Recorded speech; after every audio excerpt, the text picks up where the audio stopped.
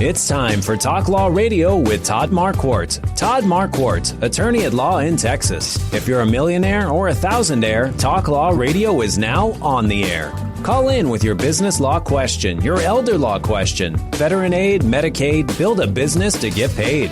210-308-8867. Or ask a question online at marquardtlawfirm.com. That's MARQUARDT lawfirm.com.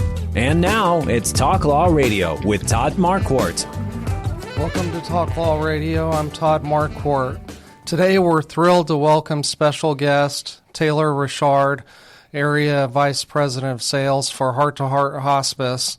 She's going to be breaking down the highs, lows, and myths and questions you may have been too afraid to ask about hospice. Plus, she'll share her meaningful legacy about her family, whether you're navigating decisions now or want to understand hospice better. Listen up. First, we're going to talk to Joseph Warren about the financial focus. He's with Financial Planning HQ. Joseph and his team specialize in helping folks build a clear, confident path to their financial future. They use a process that is not about product sales or gathering assets to manage, but really giving the best advice possible to a select number of clients. Today's Financial Planning HQ Financial Focus with Joseph Warren is, are you making financial mistakes in retirement? Joseph, what's the first mistake you want to mention? Yeah, today I want to go over 5 or 6 financial mistakes, and the question is, are you making these financial mistakes?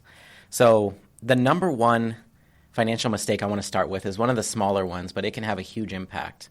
And it's only having a vague idea of what you want your retirement to be like. So you kind of have like this vague idea of maybe I'll be on a beach, sipping some drinks or something, but not getting to the purpose and why behind your financial decisions and what you're doing. And that's why we're really adamant about the financial roadmap process.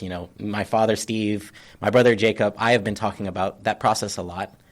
And I think it's funny because it's a hard process to describe. So I thought I would describe it with some of the processes that I saw early in my career. Yeah, looks like you're going to give us the inside scoop of the financial industry.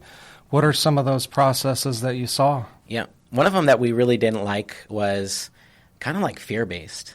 And it started with highlighting a problem and then asking questions and really drilling down into that problem. So say someone was paying a 1% fee for a financial product they didn't need, and it was $1 million in there, we would ask them, how much does that cost you? And they would say, that's $10,000 a year. Well, how much will that cost you over 20 years? That's $200,000. And with compound interest, if you could invest that, how much would that be worth? $500,000. That really never resonated with us. It was kind of like guilt tripping. But that was one process that we were taught early on. I remember in a conference room nearby the airport here by a big financial company for how to run a discovery meeting, was really hone in on the problem and make people feel bad about it.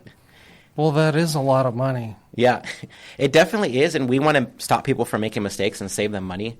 But we believe in an inspirational approach, and that's why we use the financial roadmap, where instead of being about us and our credentials and our years of experience, it's really about the client.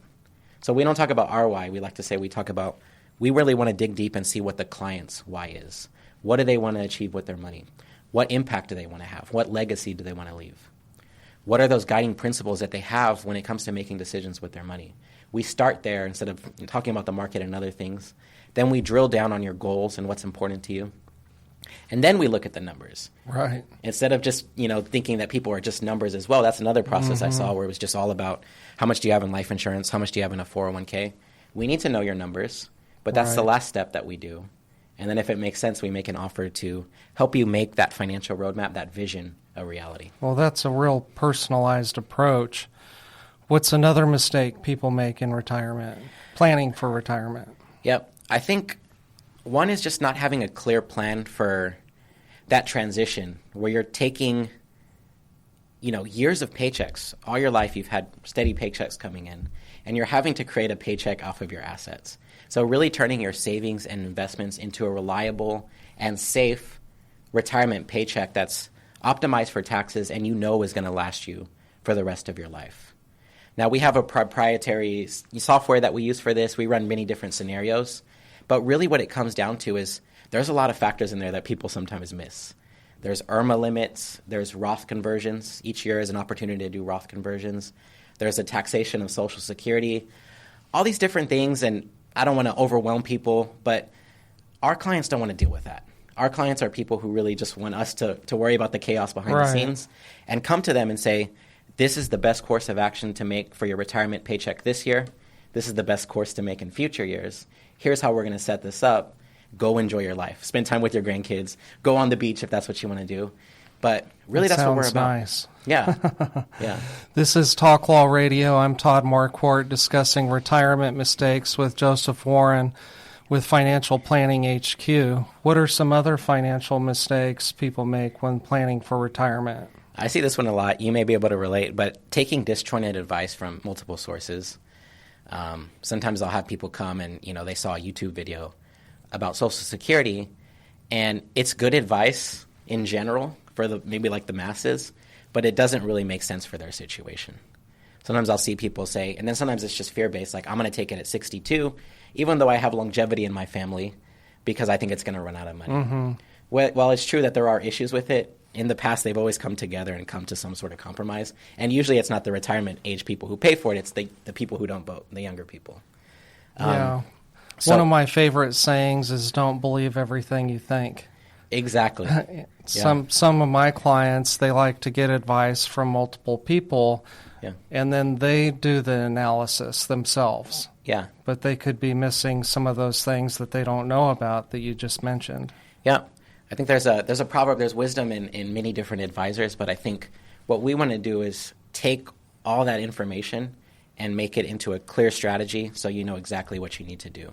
And then we take into account everything. So the reason it's not, you don't want to take disjointed advice, and what we do that differs from that is we get a team of experts, the best CPAs possible, money managers who have really good returns and do a great job. And we get them all together, and they have input on the plan, but it's just one coherent plan. There's no conflicted advice. There's no one person saying don't do a Roth conversion because you have to pay taxes this year, and one person saying be aggressive with them. Mm-hmm. It's one strategy. You know exactly what to do. At the end of the day, it's about what the clients came to us wanting. They want peace of mind. They want security, and they want to live life on their terms. So yeah, it's like the old saying that every problem that a carpenter can solve is with a hammer. Yep. And so you have a financial planner and a CPA thinking the same way. You might have to remind them of what the client's goals are. Yeah. That doesn't follow my client's goals, so let's come up with another idea that does. Yeah. And it's rare for everyone's financial professionals to even know the goals. Some skip over it. Mm-hmm. Some are just I'm going to give you this life insurance policy, but maybe I don't need to know your long-term goals. But we make sure every professional knows your goals and that everything's aligned, because we believe everything is interrelated when it comes to finances. Awesome. I've seen things like that before in my estate planning practice. Sometimes people have ideas that make sense by themselves but don't really fit their situation. Yep. And that's what you were just talking about. Yeah. That reminds me of a big mistake, which is not having your estate planning done, mm-hmm. which is surprisingly common. But even when people have it done, sometimes we'll notice their beneficiaries are either out of date or don't align with their estate plan. I think you told me the story, correct me if I'm wrong, I believe it was you, but about somebody who never updated their beneficiaries, and when they passed away, instead of their money going to his kids, it went to his ex-wife. And that's years of hard work, building generational wealth, going outside of the family because you didn't do a simple form. Yeah, if your estate plan is your beneficiary designation, it would make sense to be focused on that. Yeah. An estate plan, like any plan, can be out of date and not address the problem it's intended to solve because circumstances change, and so plans need to change. Definitely. What's the absolute biggest mistake people make in retirement in less than 30 seconds? Not calling me at 210-444-2128. No, I'm just kidding. It's not having a clear, coherent strategy for every aspect of your finances. It's really just, thinking that these things aren't interrelated. So it's important to have a clear strategy so you can achieve what you want to achieve. I think of clients who used to come to me stressed, and now they've retired earlier than intended, and they come to me joking around, having fun, just from being with their grandchildren, spending all day taking care of them. Yeah. And that's their stress now, instead of worrying about whatever reports they had to get done at work or whatever their job was. So really, if you want to save time and make great decisions with your money, call me at 210-444-2128. We're accepting 2 new clients in August, and we'd love to speak with you, 210-444-2128. We got to take a break. We'll be right back. Are you confident about your financial future? What if you had a clear financial roadmap and a team holding you accountable to make the best financial decisions no matter what? At Financial Planning HQ, Steve and his sons, Joseph and Jacob, have been helping San Antonio families since 1987 with inspiring, intelligent financial strategies. Whether it's achieving or maintaining financial independence, becoming more tax efficient, or building business wealth, we create a comprehensive, written lifetime financial strategy that's uniquely yours, based entirely on what's important to you. Don't leave your financial future to chance. Call Financial Planning HQ today at 210-685-2722. That's 210-685-2722. And take the first step towards financial clarity. That's Financial Planning HQ, inspiring financial strategies for San Antonio. Remember, 210-685-2722. Losing a loved one is hard. I'm Todd Marquardt, and I help families like yours navigate probate with clarity and compassion. Don't go through it alone. Call 210-530-4278. That's 210-530-4278. Or visit marquardtlawfirm.com to get answers and peace of mind. Do it before you die. We're thrilled to welcome Taylor Richard, Area Vice President of Sales for Heart Hospice, to talk about the highs, the lows, the myths, and the questions you might be afraid to ask about hospice. Taylor has a bachelor's of science degree in allied health, an MBA in healthcare management, and years of experience in businesses helping seniors, the elderly, and those suffering from illness and disability.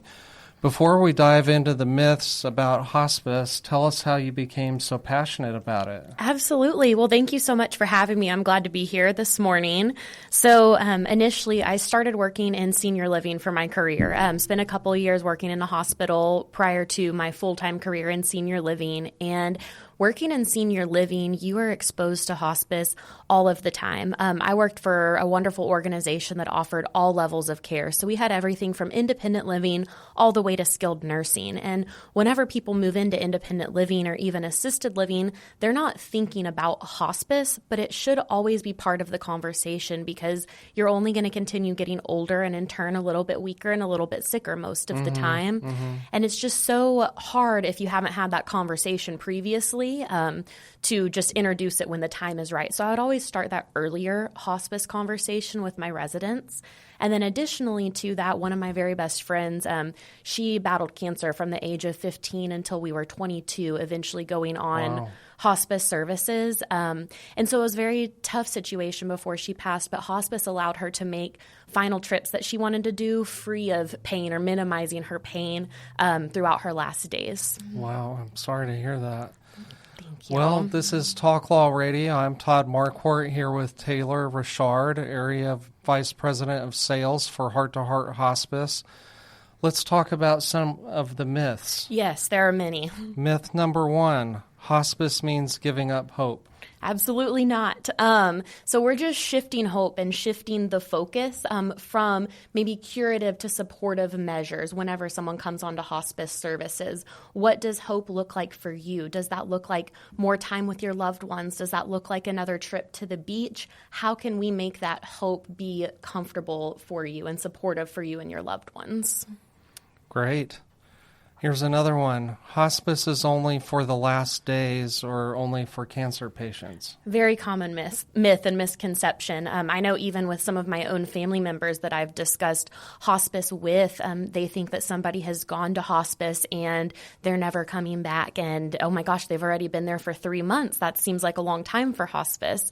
So the hospice benefit is actually intended for people with a life expectancy of 6 months or less if the disease runs its normal prognosis and is not seeking curative measures or curative treatment. So you may have somebody that has end-stage renal failure and they don't want to continue to go to dialysis 3, 4, or 5 days a week. They just want to live out their remaining days. They would be very appropriate for hospice services. You also have somebody like in the instance my friends or in senior living and memory cares where someone's living with an Alzheimer's diagnosis or dementia diagnosis. We know there's no cure for that. We know that that resident or patient's going to continue to decline. So let's get them that additional hospice services ahead of a couple of days of their passing. Yeah, that makes a lot of sense. How about hospice is a place you go to? Another big myth. I know we hear it all the time, especially in the San Antonio area right now, in a couple of different markets, but especially in our Houston and then Fort Worth, Dallas area and San Antonio, we actually have an inpatient hospice house. So most people think about hospice as inpatient hospice, like in the movies. You go to hospice, you never come back, you pass away there. It's so different. So hospice is actually a service that is offered wherever somebody calls home. And with that, it may be in their RV in their campground. It may be in their physical house. It may be in the hospital or hospice house setting. And so depending on the patient's level of care and care need is where we offer that support and care. Okay. Well, we are live on the air in Houston on 1070 AM and 103.3 FM. If you're listening right now in Houston and you have questions about hospice that you want answers to right now from Taylor Richard, give us a call at 210-308-8867, 210-308-8867. We're going through hospice myths, and the next one is hospice hastens death. They just give morphine to speed things up. That is very true. You know, depending on, it's very not true that it's a myth. It is not true. It's very true that people think that. So, you know, we are, depending on someone's beliefs, you know, we don't have the world in our hands. We don't get to play Jesus or God, and we never know when a patient's last day is going to be. The point of hospice is to introduce comfort into the patient and help them not live in pain, whatever that looks like. And so hospice is not there to speed anything up. There's no, the dosages of medicines that we give are not going to speed up any type of passing. Even the types of medicines that we give don't do that. And so the intention is that we just help make that patient comfortable. The disease is going to run its normal course no matter what we do. So if we can instead have our nursing team, our social work team, our physicians, and spiritual care coordinators involved in that process, it can make their time that they do have left on earth much more comfortable for them. Right, and there's regulations, and Texas policy doesn't support euthanasia, so that's not going to happen. Absolutely. It will not. We are very well regulated, and we also work with hospice-educated physicians as well as our nursing team and do ongoing education about what is appropriate. And truly what medication may work for pain management for one patient doesn't always work for others. And that being said, too, patients have the right to accept or refuse any sort of medication on their treatment plan that they want. So there's oftentimes that we work with patients that choose not to utilize morphine, even if it is appropriately prescribed for them, just because it's not something that they believe in. And so we absolutely shift our pain management strategies to what works for that patient and their loved ones. Awesome.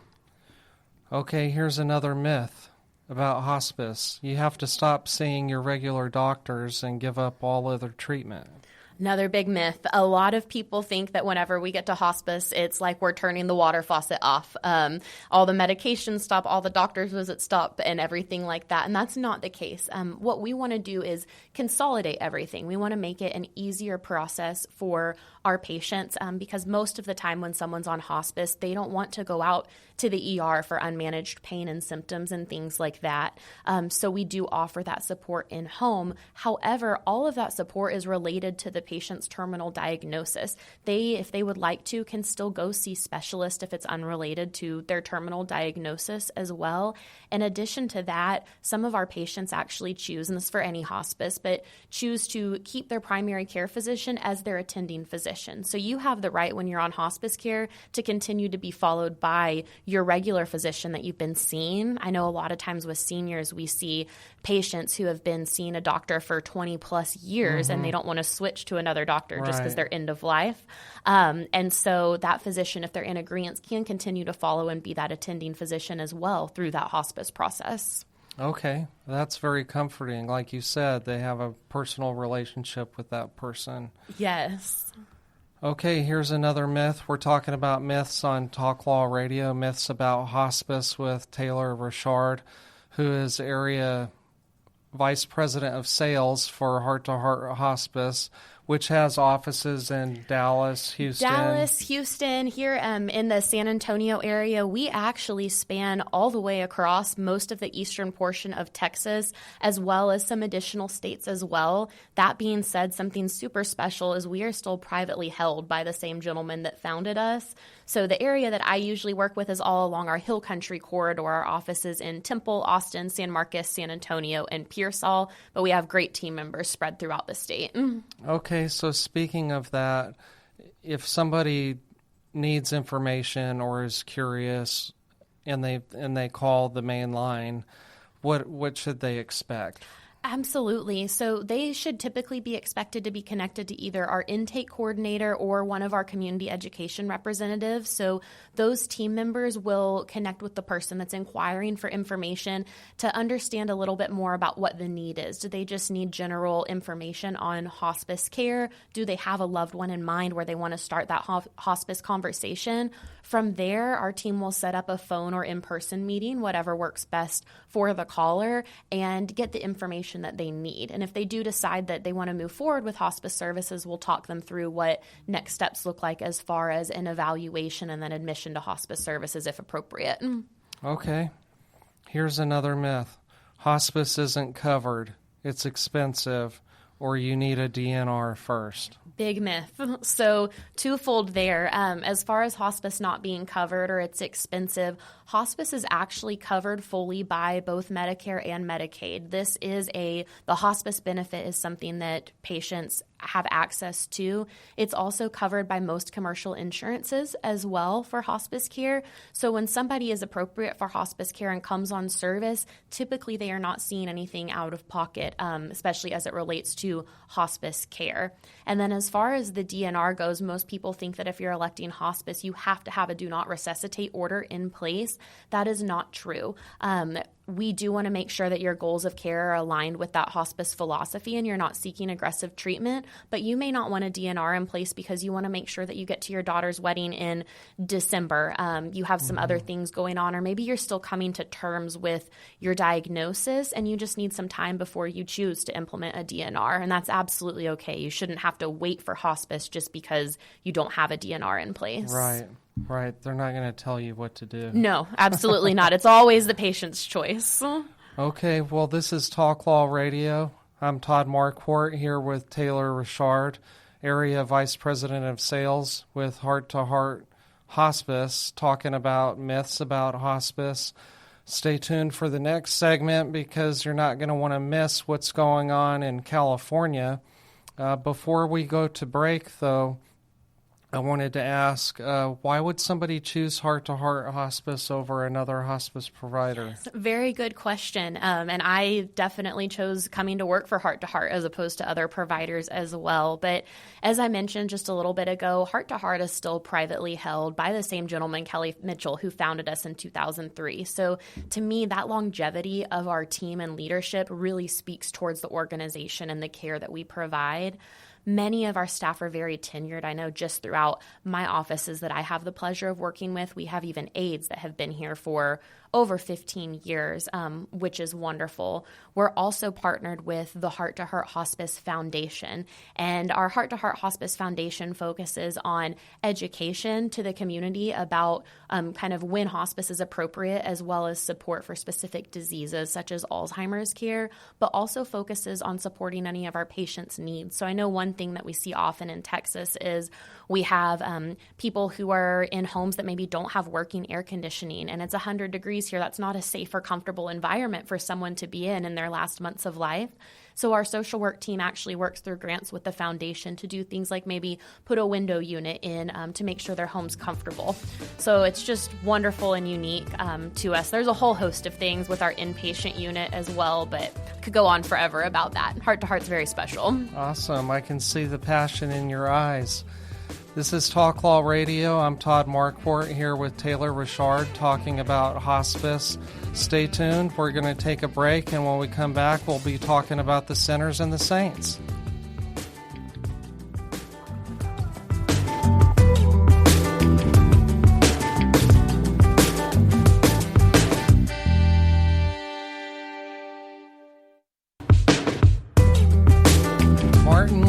The famous theologian who nailed his 95 Thesis to the church door said we're all sinners and saints. But because of the life, death, and resurrection of Jesus Christ, we're saved and absolved. This is Talk Law Radio. I'm Todd Marquardt here with Taylor Richard from Heart Hospice. We're going to talk about some present-day sinners and saints. There's a lot going on right now.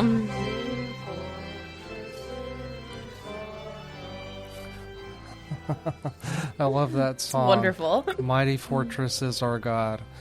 So the sinner this week are people who formed fraudulent hospice companies in Los Angeles. The Los Angeles Daily Times reported that in 2018, the Department of Public Health in California went to the legislature and asked for legislation to allow third-party organizations to evaluate applications for licenses for hospice companies. Under California Senate Bill 1495, hospices could be evaluated by these third-party providers, and that was to alleviate a backlog of 72 applications. Well, the unintended consequence was that these third-party organizations now had a financial incentive to sign off on as many hospice companies as they could. Here's what Secretary of Health and Human Services Robert Kennedy Jr. had to say to the House Ways and Means Committee. So now you've got all of these problems, and I'll give you one example. Hospices in Los Angeles. We've shut down 500 of them. We have not gotten one call from a congressperson or one call from a patient. Why? Because those hospices did not exist. Okay, Taylor, it appears as if the problem of fraudulent hospice companies started when the law allowed hospice startup companies to apply to a third-party vendor instead of California Department of Health. What kind of compliance with Texas regulations does Heart to Heart have that you're aware of? Absolutely. So we absolutely comply with Medicare and Medicaid guidelines. So those are set forth, of course, by the government and means that we are accepting appropriate patients onto our services. Additionally, in our physical sites, we keep them staffed. We've actually had an inspector at one point in time come up and just make sure we had our correct license on the wall and we are where we say we were because of the concerns that can be seen across the United States as well. And then being a larger organization, we actually work with a very large team at our home office, but including our chief compliance officer and teams that make sure that we are following all of the regulations and doing hospice right. Because with hospice, you don't get a a do-over. So if you have patients that have signed up with a hospice that may not truly be real or can't support all the requirements that a hospice is supposed to provide as regulated by the government, the only person that really loses at the end of the day is the patient and their loved ones that should have had access to that appropriate level of care and their hospice benefit. Yeah, that's really an important distinction.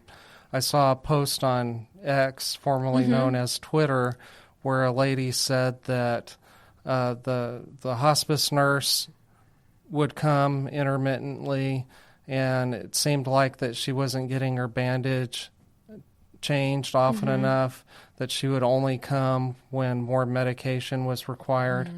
And so what should people be asking when evaluating hospice companies? Because I think some people just get a referral from the hospital. What should they ask? Yes. So there's actually a list of questions that we like to educate families on, because if you have the time to choose a hospice, I always encourage others to choose 2 or 3 that could be fits and interview them and see if the answers align with your goals for hospice. Because while we all are regulated by the same agency, every hospice does it a little bit different. So one thing that you may want to ask is this hospice CHAP accredited? So this is an additional education or accreditation process that hospices can choose to participate in, and basically says, like, yes, you are operating in an elevated level of care and service and under these regulations to provide appropriate hospice care. You'd also like to ask when they were founded. To me, one big thing, especially with my background being in nonprofit senior living, is are they privately or publicly held? Are the offices franchised out, or do they have one singular home office that the organization works with? You want to ask about the frequency of nursing and care visits. And truth be told, no hospice should be able to give you an exact frequency unless they've done an evaluation or are doing an admission of your loved one, because everything is based upon medical necessity of a patient. We may visit one patient with a nursing visit twice a week, but there may be another patient that needs a nursing visit daily if they're getting close to that end of life period and they need better pain management and things like that. So also asking, how do you determine how to increase or decrease the frequency of our clinical team visits is something very important to ask whenever you are interviewing hospice services. And then potentially, where is your closest office? Because while hospice offices are spread out, because hospice is offered wherever somebody calls home, you want to know if you're going to have a nurse or an aide have a 45-minute response time to you or a 3-hour and 45-minute response time to you if something's going on. Yeah.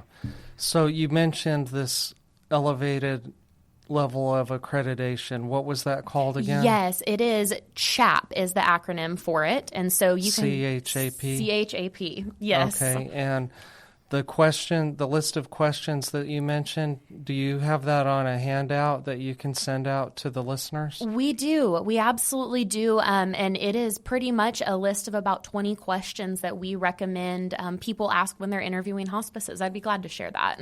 And how can they get that? Who should they call or email to get that? Yes, y'all can actually message our Facebook page at Heart to Heart Hospice of San Antonio, or you can call us directly at 210-824-4113. That's 210-824-4113. Okay, great. So as far as the saint goes, who would you like to recognize today as a saint because of the good work that they do?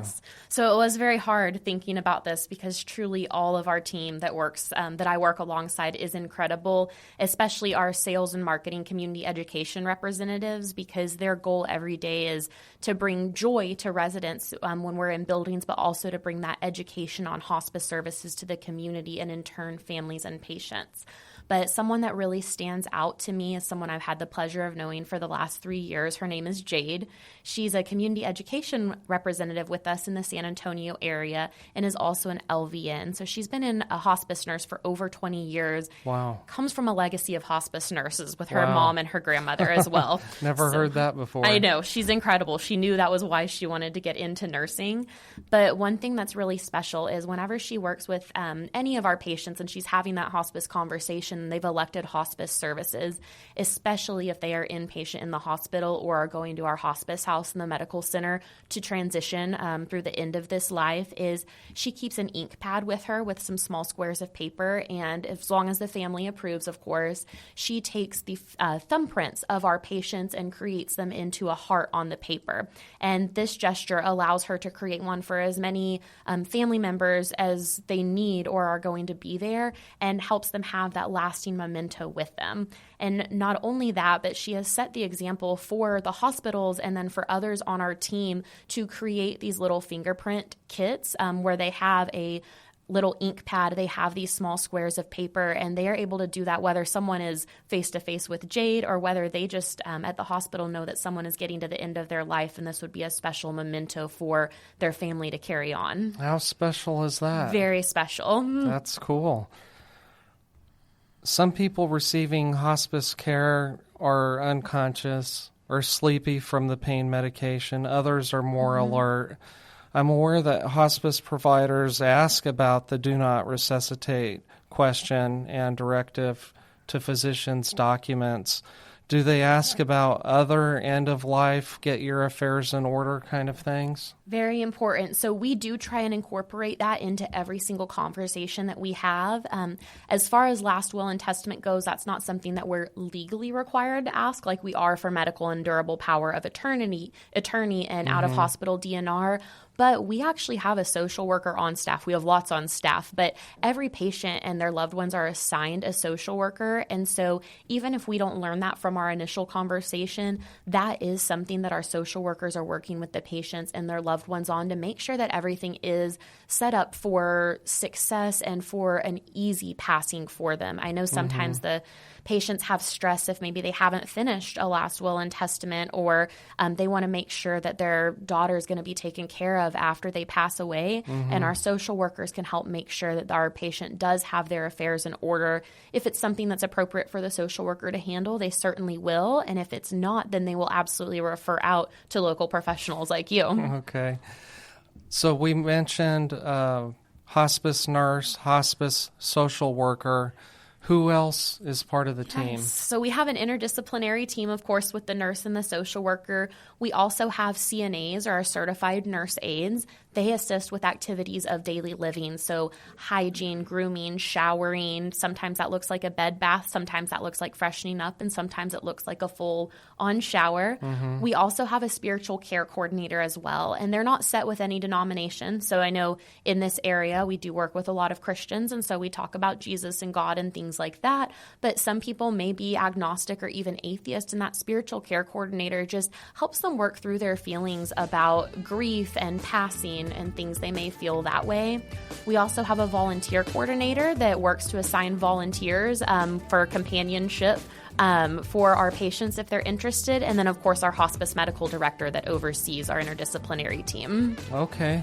If you're interested in volunteering, call Heart to Heart. What would the number be? Yes, it is 210-824-4113. We are always looking for volunteers who have a heart for serving others, and you only have to commit a minimum of about 30 minutes per week.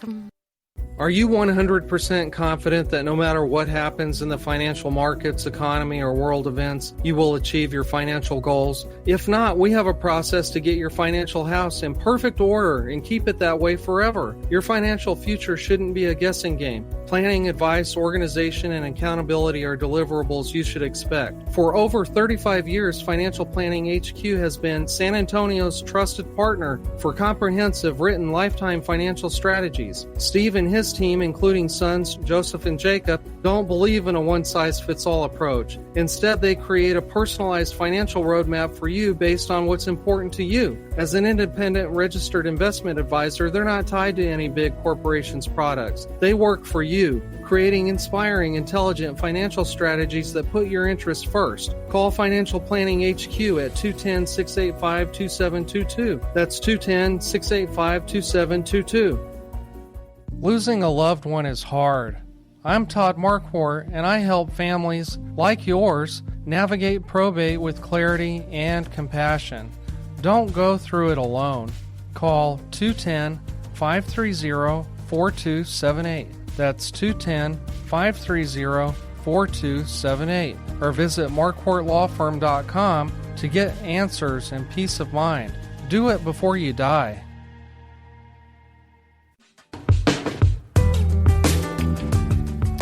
Legacy can be defined as a family heirloom passed down, an inherited house or retirement account, or the family values learned from those who have gone before us. This is Talk Law Radio. I'm Todd Marquardt here with Taylor Richard with Heart Hospice, and we're going to talk about legacy. Absolutely. So, and now it's time here for we the go. Talk Law Radio Legacy Spotlight. What's your legacy? Sponsored by Marquardt Law Firm. Taylor, Marquardt Law Firm sponsors the Legacy segment on Talk Law Radio, and attorneys at Marquardt Law Firm are focused on business and estate law, including last wills, living trusts, and tax-protected inheritance plans. It's all about legacy. So important. What does legacy mean to you? Yes. So legacy is definitely something special, something that I want to be able to maybe be not only remembered for when I'm gone, but something that others can take with me whenever I am gone. And as far as a legacy for me, I've been very blessed in that most of my family members that I'm close to are still with us here on this earth. So both sets of grandparents, aunts, uncles, parents, everything like that.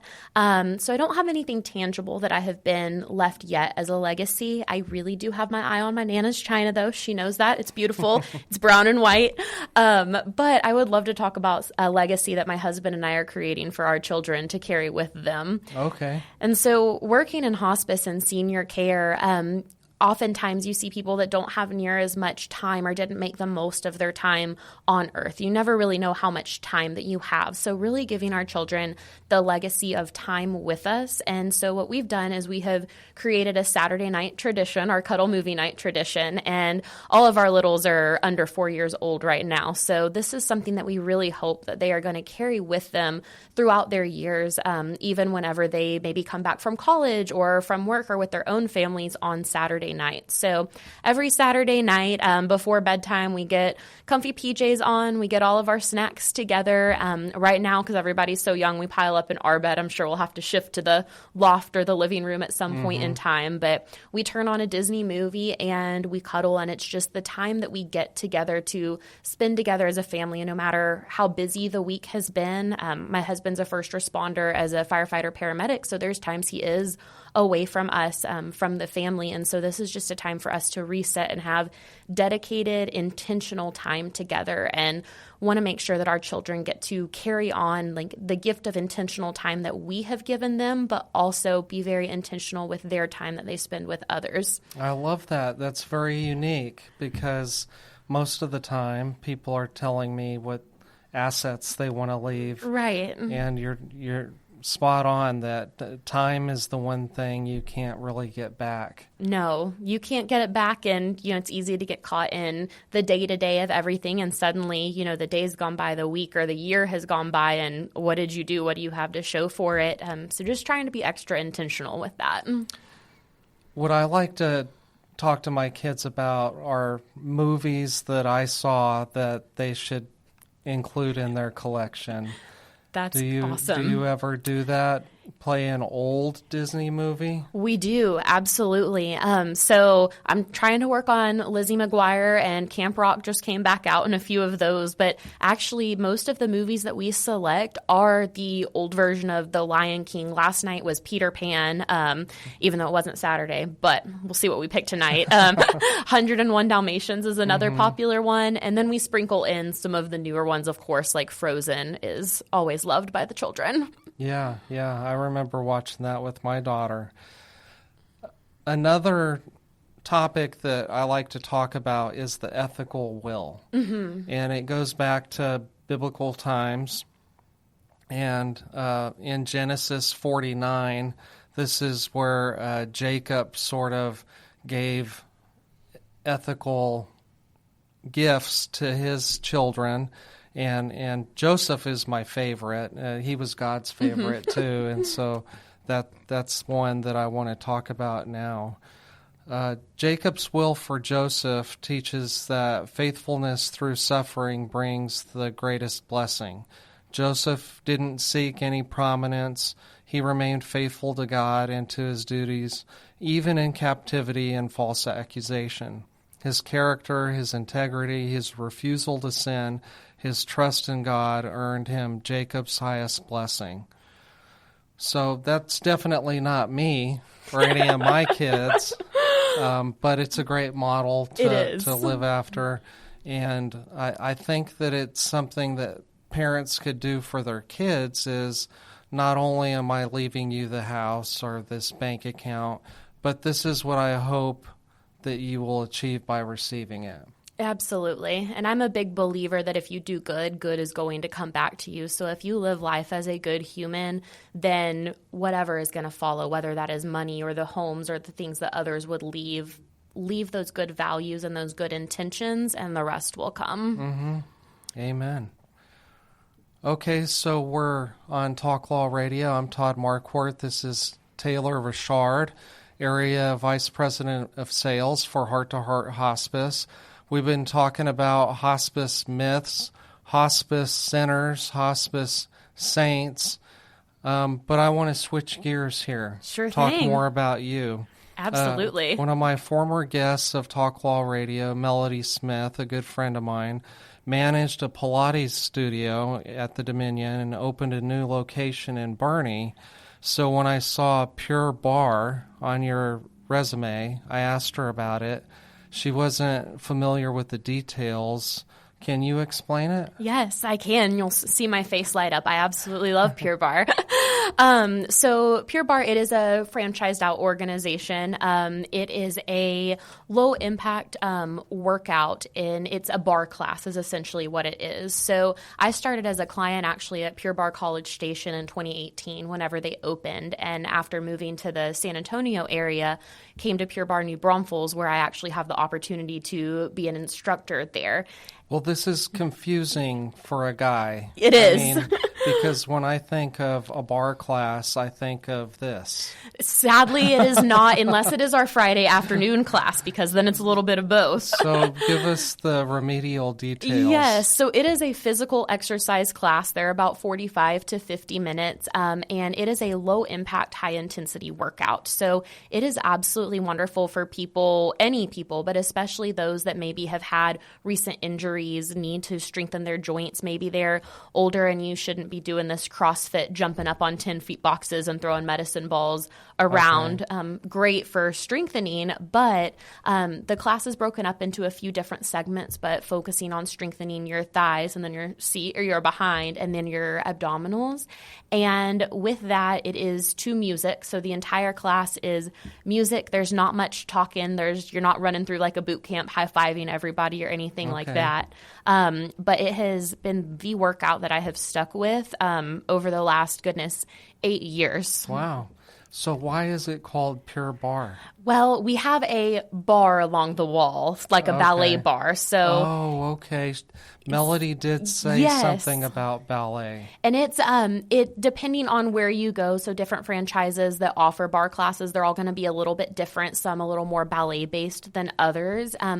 I would say, having done some dance but not a ton of dance, is that Pure Barre isn't necessarily overly ballet based, but it is absolutely movements that are set to music.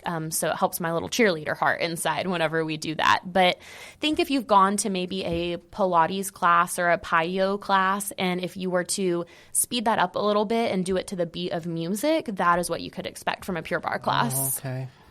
You can come. Back when I was growing up, I would see on TV Sweating to the Oldies. Yes, and we do have some themed days before. We haven't done a themed one of that, but we'll do 80s dress-up days. We did a Barbie bar class as well, so we all dressed up as different Barbies when the Barbie movie came out. Mm-hmm. So it's a whole lot of fun. Cool. Okay, well, I want to say a prayer before we run out of time. Dear God, thank you for this day, for all the blessings that you provide, and for an insightful discussion about hospice with Taylor Richard. Please comfort those who are nearing the end of their lives and for their families and friends who grieve. Help us to remember that you are here with us even as we suffer and grieve. In Jesus' name we pray. Amen. Amen. Thank you so much for joining us on Talk Law Radio. Yes, thank you for having me. I appreciate it. And then quick little shout out to my little one who is watching. Hi, Charlie. I love you too. Okay, I want to give you the last minute or so to talk to people. What is something that they need to know? Absolutely. So a whole lot of things, but I would say overall, it is never too early to start the conversation about hospice. So even if you've been diagnosed with a terminal disease and you are wanting to seek curative treatment, keep hospice in the back of your mind, because if you ever need it, you want to be able to make that decision for yourself. Sometimes we work with families who know that they may be passing in 1 to 2 years, but know that they have a degenerative disease of the brain. And so they actually interview hospices with their families while they're of sound mind, so they know if and when the time comes for hospice, who they should elect. Another thing that's super important to know, we were talking about DNRs earlier, but a do not resuscitate order, there are 2 different ones in the state of Texas. So there is one that is in hospital, and there is one that is an out of hospital DNR. And if you elect to be a do not resuscitate order, you also need to make sure that you have the Texas out of hospital DNR. You can find that online. You can Google Texas Health and Human Services out of hospital DNR. It is there. It has all of the instructions for you there, but to make sure that your wishes are carried out, if that's what you choose, by having that document completed. We run into people sometimes where they think they have one and they don't really have one, so always want to make sure to educate on that. Yeah, and it's a doctor's order, so it has to be signed by the doctor. It does. So it will be signed by their doctor, and depending on if the patient's electing it themselves, there can be witnesses or the presence of a notary. Right. It gets confused with directive to physicians, and so I've done classes on that. What are the differences? The directive to physician is where you can say you want to withhold or withdraw life support if you're in a terminal or irreversible condition, but it doesn't mean do not resuscitate. Correct. Very correct. So if you want more information on that, email me at host@talklawradio.com. That's HOST@talklawradio.com.